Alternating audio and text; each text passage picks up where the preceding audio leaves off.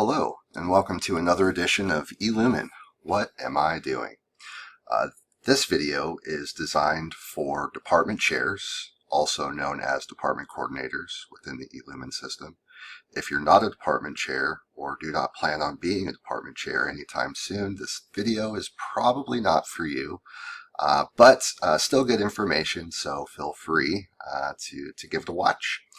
Without further ado, I'm going to log into the test site so I can provide an overview of how to navigate for department chairs.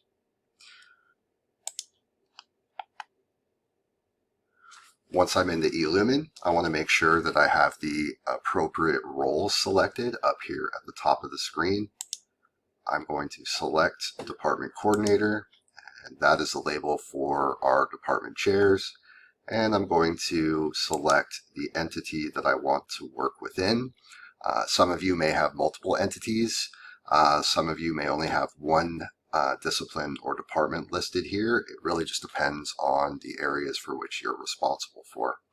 I'm going to select music for this example. And I'm just going to give a brief overview of where everything is located within the system. So first up, you have your strategic planning tab. And this tab allows you to identify anything related to planning or things that have been planned within the system, including assessments.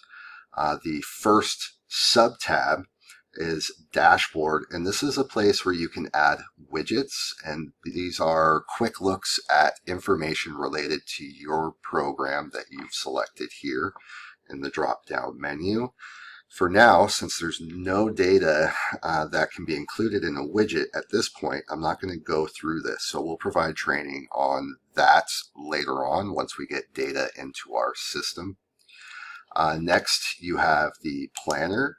This will show you everything that you have planned for a specific term, whether you have assessments, SLOs, annual plans, strategic initiatives. All of that information can be found here, and if you double click on any one of these, you can drill in further to see what SLOs are planned, what annual plans you have to address, and if there are any strategic initiatives, aka program review, that are included in this particular term that you have selected. If you just want to look at initiatives, you can select the initiative sub-tab, and you can see any of the initiatives that have been deployed to this particular entity. So right now there is a program review template, strategic initiative that's been deployed, and you can access that by clicking the link down here. You can also take a look at assessments to see what is within your assessment library.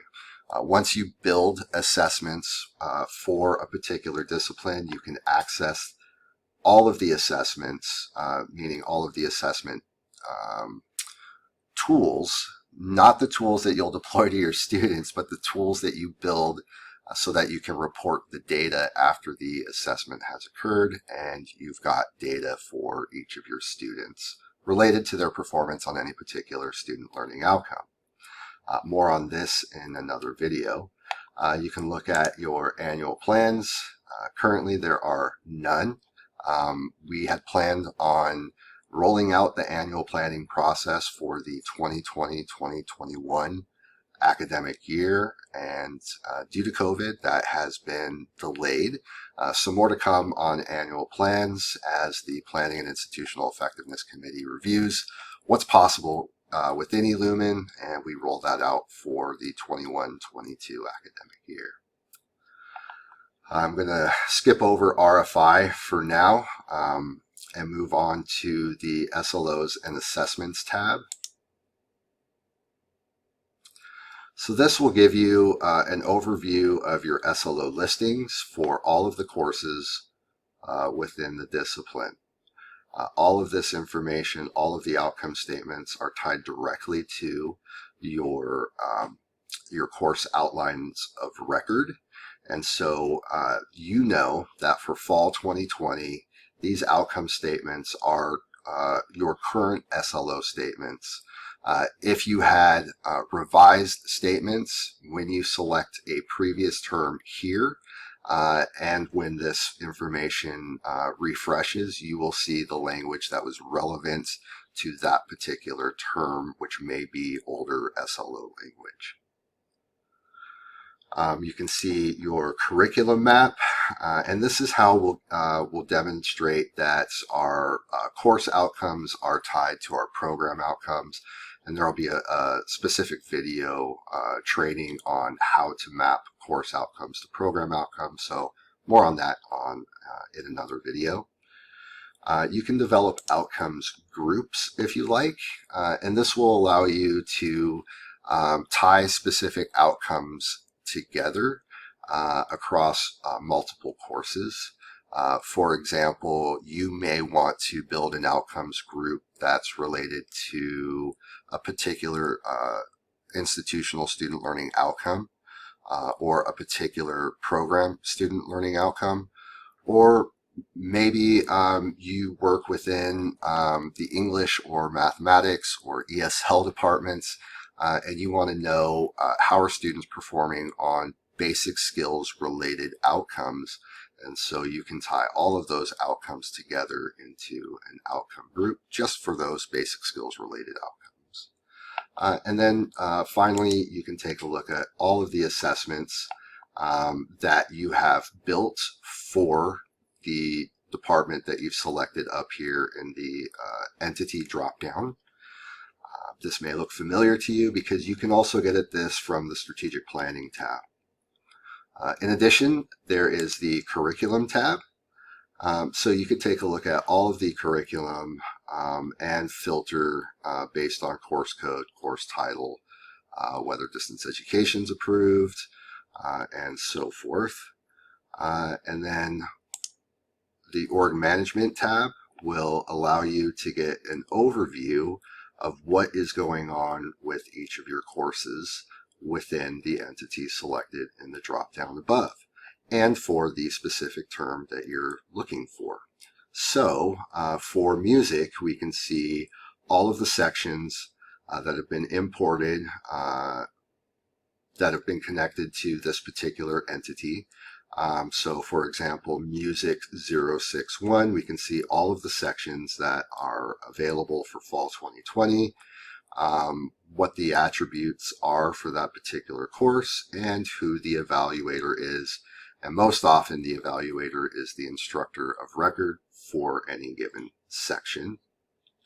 And this is where you can go in and take a look at data related to each of the courses. You can see performance on the outcomes, and really you can check to see whether data have been reported by the faculty for each one of these sections. We'll get into more of these details in another video. And then you can see courses and course context groups, student groups, if you want to take a look at specific student attributes and how those students are performing. You can set up a new student group here and look at the outcomes specific to that particular group. And then I skipped over this profile sub-tab. I'm going to go here, and this is where your program mission and goals are identified. And for those of you that participated in program review, this should look very familiar to you. These are the goals and activities that you will have reported in your annual plan. It gives you an idea of how many faculty are teaching within the identified discipline, how many courses have been offered, and right now this says 0 context, but if you had a non-instructional student learning outcome that was assessed, those are labeled as contexts rather than courses. And so for areas, maybe the Writing Center or the Math Success Center or the STAR Center, and any of the areas in student services will have contexts here, and those will be counted as well.